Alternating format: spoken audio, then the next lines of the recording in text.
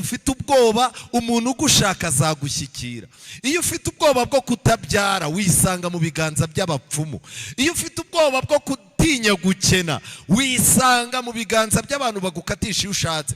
Iyo ufite ubwoba mu byo kwizera wisanga mu matsinda y'ubuyobe.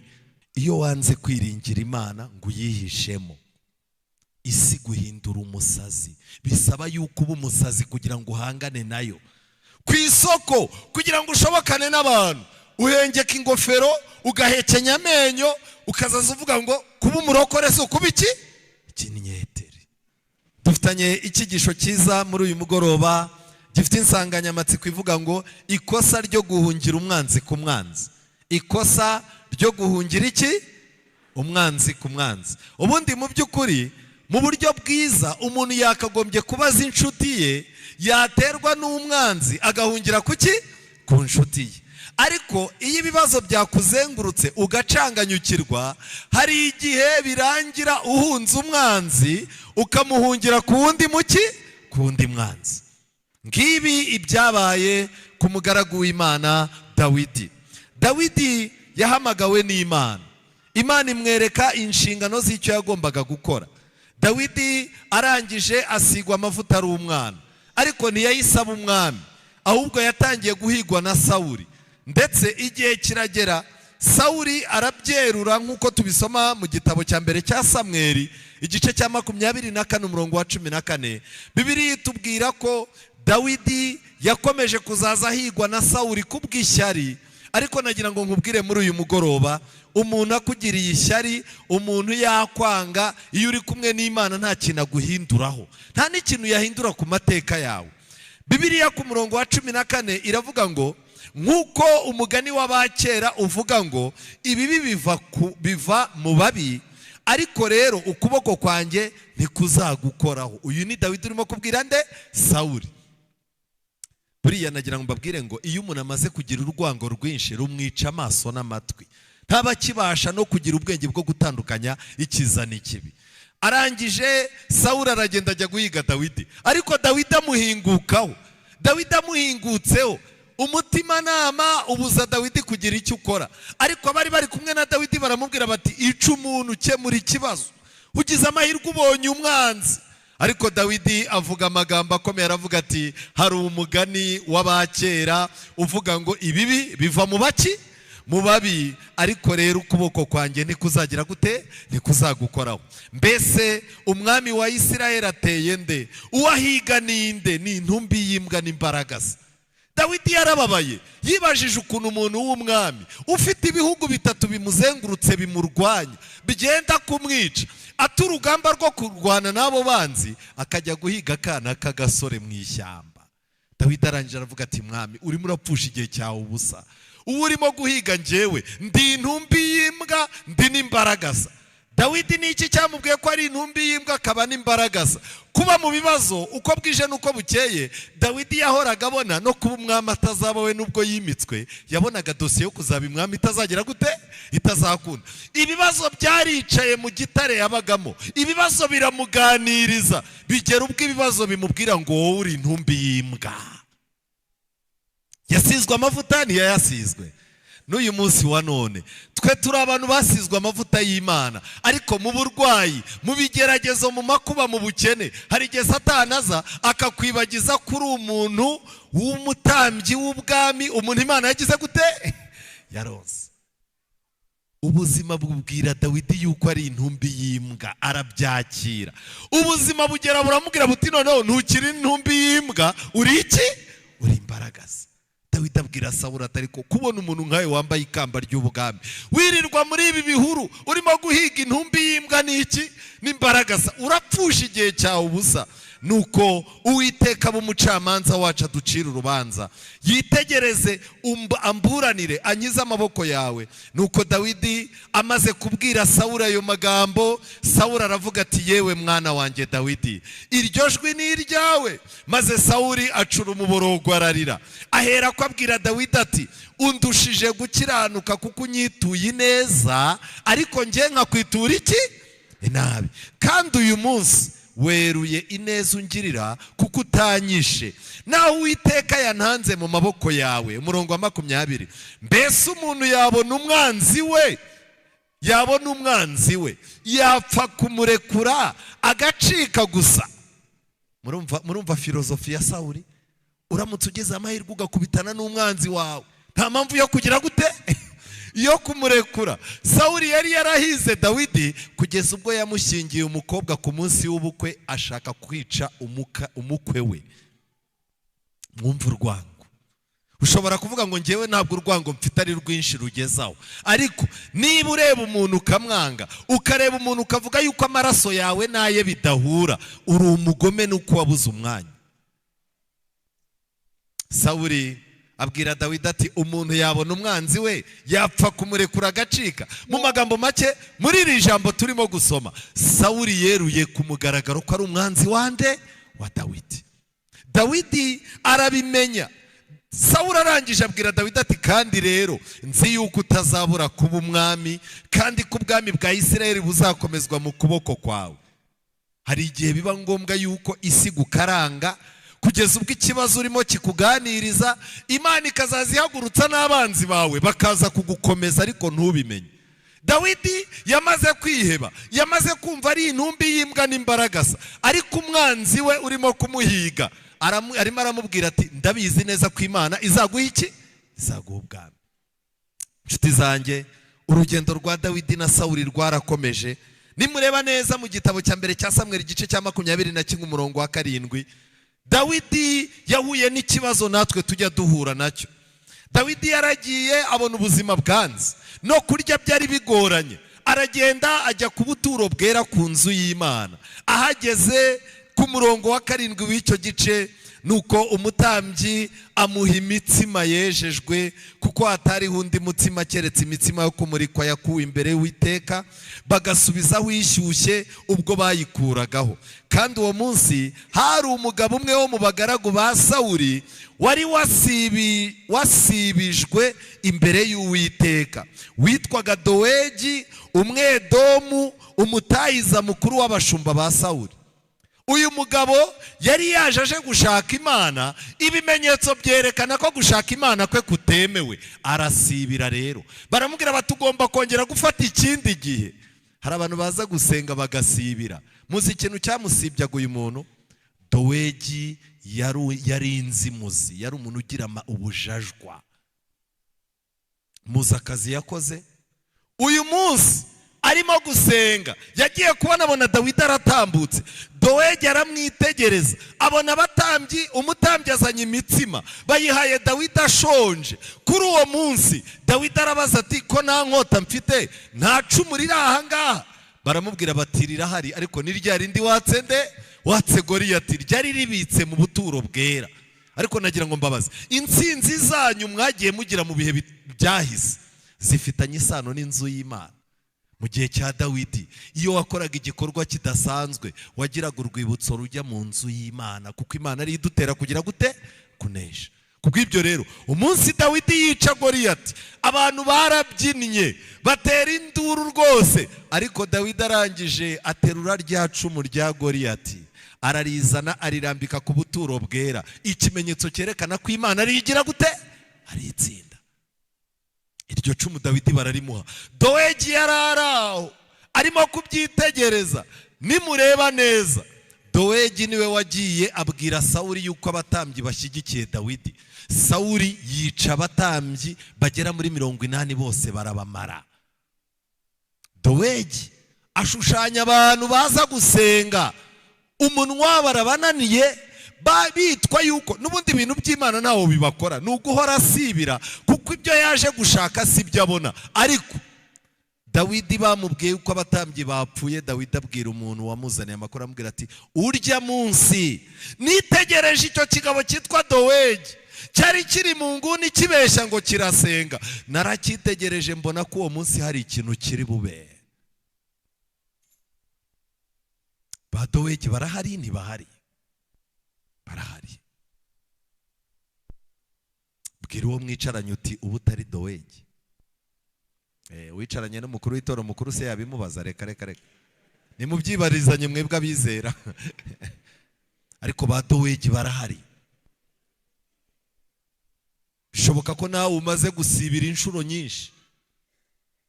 Dawidi bamaze kumuha inkota ya Goliyati, mu magambo make yagombaga kwibuka yuko Imana yamuhaye kunesha icyo gihe n'ubigihari.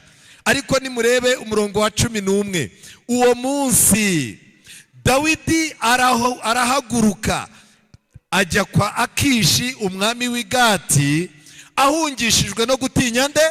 Gutinya Sawuli. Ubundi mu minsi y'imperuka niyo mpamvu Yesu yavuze ngo nimuhagarike imitima, niba mwizera Imana nanjye mugire gute? Munyizere. Guhagarika umutima, ubwoba, igihe cyose ufite ubwoba umuntu ugushaka azagushyikira. Iyo ufite ubwoba bwo kutabyara wisanga mu biganza by'abapfumu. Iyo ufite ubwoba bwo gutinya gukena wisanga mu biganza by'abantu bagukatisha iyo ushatse. Iyo ufite ubwoba mu byo kwizera wisanga mu matsinda y'ubuyobe. So hagarakiye cy'umutima bibwire nde? Bibwire Yesu. Abantu bafite ubwoba bw'ahazaza, abantu bafite ubwoba bw'umujyi urimo kwihuta, iyi Musanze kwirimo kudusiga ubu tuzabaho gute? Aba bana ndimo kubyara bazabaho gute? Mu ijuru hari Imana, ubwo Imana iri mu ijuru ikaba itaramanuka, ikaba yaroherejeho gisazi tu n'imiguruko. Bishoboka ko nawe wihinduye umusazi. Dawidi amaze gucira inkonda, umwami witwa Akishi abwira abagaragu bati, yemwe ntimureba ko uyu mugabo yasaze? Mwamunzaniye iki? Mbese nkennye abasazi mu kugomba kunzanira iki kigabo ngo kinsarire imbere? Iki kigabo cyangerera mu rugo. Nimureba neza mu gitabo cya mbere cya Samweli igice cya 22, Dawidi araho naho biranga. Umurongo wa mbere igice cya 22, nuko Dawidi avayo naho arahunga, arusukira mu buvumo bwa Adulamu. Bukeye bakuru be na bene wabo babyumvise baramanuka bamusangayo, kandi abari mu makuba bose abarimo imyenda bose n'abinubaga bose bateranira aho ari abo umutware wabo. Natwe hari igihe natwe tutajya tumenya. Hari igihe umuntu aba yifitiye ibibazo, urugo rwamucanze, ukabona bene wabo barimo baraza, bazana abana, baza kuhaba, kandi no kurya hagapfukama akabwira Imana ati, Imana ipura y'uyu munsi uyiduhe. Yahaguruka agasanguzanya abantu 6 kumusura. Ngibi byabaye kuri Dawidi.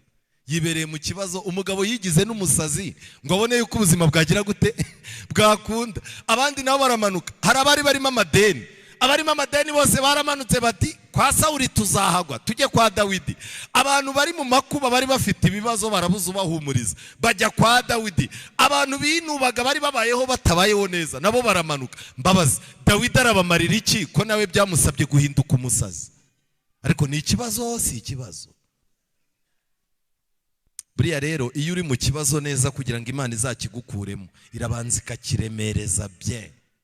Kurya byari bimugoye, hamanutse Imana yamanuye abantu 600. Dawidi akazaza atunga abantu ngahe? 600. Ubuzima buragenda buranga. Igice cya 27, Dawidi ariheba ahungira mu Bafilisitiya. Hanyuma Dawidi yibwira mu mutima wati, nta kibuza hariho umunsi Sawuli azagira gute? Azanyica. Satani yahoraga abwira Dawidi yuko byanga byakunda Sawuli azagira gute? Azamwica. Mu magambo make, niyo mpamvu muzakunda Zaburi. Indirimbo yanyu ya 2 yari irimo Zaburi, nibyo? Zaburi ni ibihimbano Dawidi yakoze kugira ngo ahangane n'iterabwoba rya Satani. Niyo mpamvu indirimbo yose ikomotse muri Zaburi ihumuriza abantu bose. Dawidi rero ari mu bibazo, kugira ngo ibyo bibazo azabivemo, azagira imbaraga zo kuba umuntu ushima Imana azengurutswe n'ibibazo. Imana yamuhaye inganzo ya Zaburi, kugira ngo Zaburi, niyo mpamvu muzabona muri Zaburi yavugaga ngo umwanzi wanjye azantwara iki? Muranyumva neza? Mu gitare cy'isumba byose Dawidi yabaga mu buvumo. Ubuzima tubayemo ni nk'ubwa Dawidi. Dawidi rero aza gutekereza ko Sawuli azamwica, arangije aravuga ngo nta nama iruta ko ncikira mu gihugu cy'Abafilisitiya, byatuma Sawuli arambirwa kungera kunshakira ku nkiko za Isiraheli, uko niko nzamucika nkamukira. Dawidi aherako arahaguruka n'abantu be 600 bari kumwe, barambukana bajya kwa Akishi mwene Mawoki umwami w'i Gati. Nuko Akishi yiringira Dawidi akajya avuga ati yateye bene wabo Abisiraheli kumuzinukwa, bizatuma bimbata yanjye iteka ryose. Umwanzi w'Abisiraheli witwaga Akishi yanezerewe Dawidi cyane, aravuga ati arakaza neza, n'ubundi buriya bwami nabwangaga, ariko ubwaje mu biganza byanjye azahinduka iturufu nziza nzakoresha nkarwana na bene wabo. Ubu nagize umugisha, we na bene wabo ntago barimo kumvikana. Ikizakubwira umwanzi wawe, yishimira ko we na bene wanyu mutagira gute, mutavuga rumwe. Nubona warashatse umugabo ugashaka umugore ukabona ntashaka, wavuga ibibazo mwagiranye na bene wanyu ukumva arimo aragushima cyane, uzamenye ko washatse nabi. Akishi akimara kuvuga iri jambo arimo kuvuga ati nagize umugisha, yagiranye ibibazo na bene wabo, ubu mufite mu biganza. Dawidi yarababaye. Umunsi umwe rero mu gice cya 28 igitabo cya mbere cya Samweli, umunsi umwe muri iyo minsi Abafilisitiya bateranye ingabo zabo kujya kurwana n'Abisiraheli. Mu ntega amatwi neza, bateguye urugamba rwo kujya kurwana n'Abisiraheli, kandi Dawidi afite abasirikare 400 n'abaturage 200. Abasirikare ba Dawidi bazi kurwana, kugeza ubwo Dawidi yahagurukije abasirikare ajya gutera Abamaleki kugira ngo ashimwe na boss. Abo Bamaleki baravuga bati tuzacunga yarangaye natwe tumutere, natwe turangize umuryango we. Buriya reka ngiye ikintu mbabwira, mwari muzi ko ari ibyaha dukora bitari ngombwa kugira ngo dushimishe abantu batuyobora rwose. Ubu hano hari abantu bahicaye bemera bakanywa inzoga kugira ngo bashimishe abayobozi b'imirenge, ba meya. Hano hari abantu bemera bagakora amafuti bagakandagira isabato ngo banezeze ba boss ba nyiri imirimo. Ariko nagira ngo mbabwire, n'ubundi ikintu cyose uzakora ngo wereke shobuja ko muri kumwe ubangamiye Imana kizarangira nabi. Dawidi bateguye urugamba. Akishi wa muyobozi abwira Dawidi ati umenye rwose kuzatabarana nanjye n'abantu bawe tukajyana n'ingabo ku rugamba. Dawidi aramubwira ati ni naho uzamenyera icyo umugaragu wawe nzakora. Dawidi aravuga ati nta kibazo rwose boss, niteguye kujyana nawe ku rugamba, kandi n'urugamba rwo kurwanya umuntu w'Imana. Ntuzamucyurire, kuko intege nke zacu aho ziri niho iz'Imana zigira gute zamukira. Dawidi ijuru ntago ryamutereranye, nubwo Satani n'ingabo ze bakoraga ubudacogora bafasha abanzi b'Imana n'Abisiraheli, kandi barwanya umwami wari wararetse Imana. Abamarayika b'Uwiteka nabo barakoraga kugira ngo barokore Dawidi bamukure mu kaga yagezemo. Mu gihe abadayimoni barimo kudanangira Sawuli, barimo no kurwanya Dawidi, abamarayika b'Imana baraje bazenguruka Dawidi kugira ngo bamukure mu kibazo yagize gute yishyizemo. Hano twicaye hari abantu bishyize mu bibazo bagira ngo barimo barakemura ikibazo cy'ubuzima, ariko bisanga uko bucya bukira bava mu kibazo cyoroshye bajya mu gikomeye kukirusha. Urashaka gukemura ikibazo cya anniversaire y'umugore kugira ngo umwereke ko umukunda, ukagenda ukajya gufata credit ya banki. Credit ya banki ugasheta inzu, ejo bundi inzu bazaza bayifate, nibamara kuyifata usanga uraririra mu myotsi mwatuje. Dawidi amaze kuvumbura yuko yijyanye mu mwobo, yamanitse amaboko abwira Imana ati ni mu ntabare, kuko kwikura muri uyu mwobo nishyizemo ntago bizakunda. Muri uyu mugoroba ijuru rihabwa icyubahiro. Niba hari umugabo wamenye yuko yatakaye, niba hari umugore wamenye ko yatakaye, niba hari umuntu ubwoba bw'ubuzima bwajyanye bukamujyana mu mwobo, uyu munsi hari ikiganza cya Yesu kirimo kugira gutya ngo ngwino ngukuremo. Nshuti zanjye, mu gihe abamarayika bari barimo kubigenza gutyo, amagambo ari mu bakurambere n'abahanuzi page 480, intumwa z'ijuru zagendereye abatware b'Abafilisitiya zibatera kwanga ko Dawidi n'ingabo ze barwana iyo ntambara yari igiye kuba. Bamareka barahagurutse baragenda bajya ku bafande bashinzwe urugamba, barababwira batumva rero ntimwemere ko Dawidi mugira gute mujyana. Imana iradukunda, amen. Imana buriya hari n'ibyo yica. Reka mbabwire, aho kugira ngo iguhombe yaguhombya. Dawidi yararimo kuvuga turi urugamba ninde ujyaho ndamenyekana, kandi uko biri kose ndahita amenya n'amakuru ya Isiraheli. Ubwami bwa Sawuli mbujegeze, umutima namukamubwira uti ibi bintu wibijyamo si ibintu byawe, tegereza isezerano ry'Imana wishyuhaguzwa. Abamareka b'Imana baza kwica ibintu kugira ngo Dawidi atagwa mu mutego. Barangije rero, nimureba neza muri Bibiliya zanyu, abasirikare bahamagaye umwami baramubwira bati iki kigabo urimo gushaka ko tujyana ku rugamba, turamutse tugezeyo kikaduhinduka kikatugambanira, urabona abasirikare twese nitwapfa. Ese utekereza ko we na shebuja bataba inshuti kubera ibihanga byacu? Umwami afata umwanzuro ati Dawidi ntagira aho agira gute ntagira aho ajya. Dawidi yararimo gusengera mu mutima ati Mana, amasaha ko ageze ndabigenza ne. Hari igihe ikigeragezo kigushyira kuri pressure, amasaha wihaye y'igisubizo cy'Imana ukabona arimo aragira gute arimo ararangira, ariko ntimukajye kuri pressure y'ikigeragezo. Dawidi yaratuje agiye kumva yumva umwanzuro wanyu muvuyemo, wowe n'abasirikare bawe musigare hano. Ariko ngo Dawidi ntiyagombaga kuzava muri icyo gihugu yagiyemo atabonye ingaruka z'ibyo yagiyemo. Umunsi umwe Dawidi yagiye kurwana, agiye kurwana asiga umujyi utarinze yizera ngo ari mu nshuti n'abavandimwe baramurindira. Agarutse asanga abagore be, abaturage be bose 600 uretse abasirikare ari kumwe nabo, yasanze abaturage n'abagore bose babatwaye. Dawidi atangiye gusakuza, abasirikare bari kumwe baramubwira bati ni wowe udushora mu bibazo, nta mugisha w'Imana ukigira, ibintu byawe byose nta bwenge bukibamo. Dawidi ngo abantu baramututse, ngo arangije ngo kuva uwo munsi amenya guhungira ikigeragezo mu maboko y'abanzi b'Imana icyo bibyara. Dawidi yasabye Imana ko nimufasha azataha.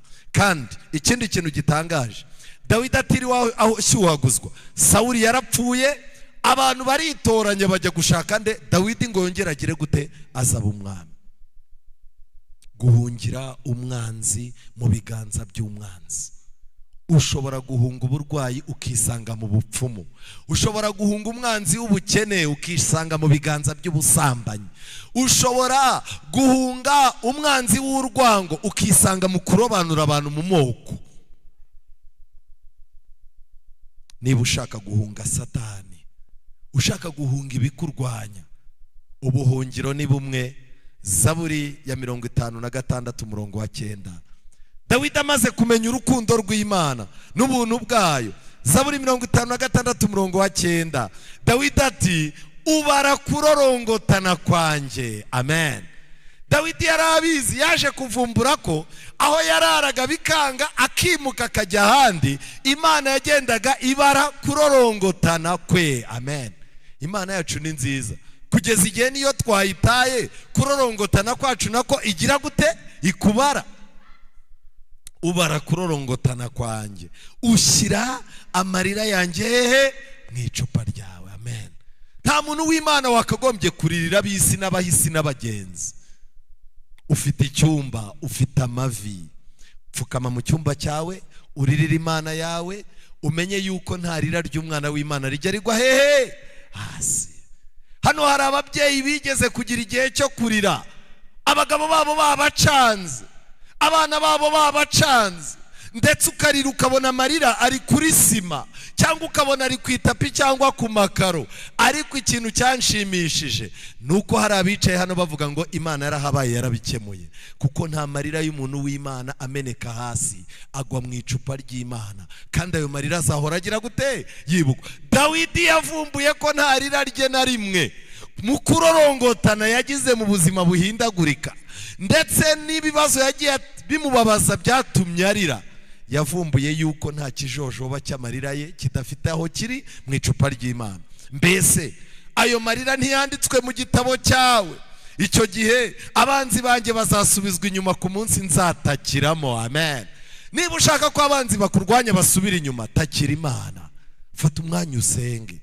umurongo ukurikira avuga ngo ibyo ndabizi kuko Imana iri mu ruhande rwanjye. Imana izama gushima izina ryayo, Uwiteka azama gushima izina ryera. Imana niyo niringiye, sinzatinya abantu babasha kuntwara ikizi. Uyu ni Dawidi, wa wundi watinyaga, wa wundi wazengurutse ibihugu bitatu ashaka ubuhungiro kubera ubwoba bwo mu mutima, wa wundi wataye Imana muri Isiraheli akajya kwirwanaho ngo yirwaneho, ariko byarangiye kwirwanaho byanze. Nshuti zanjye, Zaburi 62 umurongo wa 6, Dawidi yagezaho avumbura yuko kwirwanaho ntacyo bimaze, ahubwo icy'ingenzi fata dosiye yawe uyizane mu biganza by'Imana, nuyihageza ubundi uryamugire gute usinzire. Umurongo wa 6, Zaburi 62, mutima wanjye turiza Imana yonyine, kuko ariyo ibyiringiro byanjye biturukaho. Niyo gitare cyanjye yonyine n'agakiza kanjye, ni igihome kirekire kinkingira, sinzagira gute sinzanyeganyezwa. Imana niyo irimo agakiza kanjye, Imana niyo irimo icyubahiro cyanjye, Imana niyo igitare cy'imbaraga zanjye, Imana niyo irimo ubuhungiro bwanjye. Ibintu bine. Icya mbere ni agakiza kaboneka mu Mana.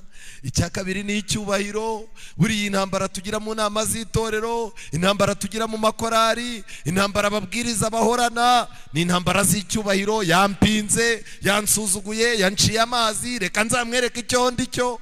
Ariko umuntu uri mu Mana ntarwanira icyubahiro. Dawidi yaragiye wigize umusazi, Imana aramugaruye, itegeka abantu ko bamukenera, bamukomera amashyi, arataha, baramubyinira, aba umwami. Iyi Imana yaguhaye icyubahiro ntukirwanira. Iyi Imana yaguhaye icyubahiro ntukigendera. Iyi Imana yaguhaye icyubahiro ntukirwanira, ntunagisigasira kuko si icyawe. Biri muri gahunda y'Imana kutwubahisha. Cyo mucishamo n'umuceri, nyina agahita afata umufuko wa kawunga gutyo. Nkaho ubonye ko ucuramye, abana bati twabibonye mama, murye cyangwa mubireka, hari igihe muzabibura. Ayo ni amagambo yo kubwira umwana w'imyaka 5. Simwebwe ni umwuka w'ubwoba yuko kawunga yagize gute. Umwuka w'ubwoba, barenda kunyica. Umwuka w'ubwoba utuma umuntu ajya kwa muganga, wagerayo mu gihe bakiri mu bipimo barimo kuvuga bati nta kintu tubona, ugahita utangira utubuni bandoze. Unibwo uzajya kubona ubona umuntu arimo arahira ibintu by'ibyatsi, barimo baragira ibyo bamusiga mu kwaha, ibyo basiga munsi y'ibirenge, ibyo aciramo, ibyo akaraba, ngo ni ukugira ngo yihumanure. Umwuka w'ubwoba. Usigaye wicarana n'umuntu wamubwira uti mpereza akana, utagacishaho. Abo bantu bose babaye abarozi, namwe ejo bazabita abarozi. Umwuka w'ubwoba. Itorero riraza riti tugiye gukora igikorwa iki n'iki. Hano hari amatorero arimo kuzamura insengero, turi mu bihe bigoye, amafaranga yarabuze, ariko Satani yazanye umwuka w'ubwoba ushyira mu bayobozi. Hari umuntu usigaye abona batangiye kubaka, yarangiza ati miliyoni zanjye 100 nacungiragaho batazaza bazinyaka, agahita ahindura urusengero. Umunsi ruzaba rumaze kuzura hasigaye gusiga irange, azaza bakubita ubudobo 6. Pastor ndabona mugeze kure rwose. Rega nanjye nubwo nagiye makunda, ariko ndashyiramo utudobo 6 twirange muri sigara ku ruhimbi nge ndibona. Ubwo arabahaye. Umwuka w'ubwoba watumye yimuka wazakora. Muri uyu mugoroba umuntu wese tugiye gusenga, muntu wese ushaka kunesha umwuka w'ubwoba, kuko ari wo Satani arimo kuzamukiraho, atambuke aze yiyegurira Imana, afata umwanzuro wo kuba mu ruhande rw'Imana.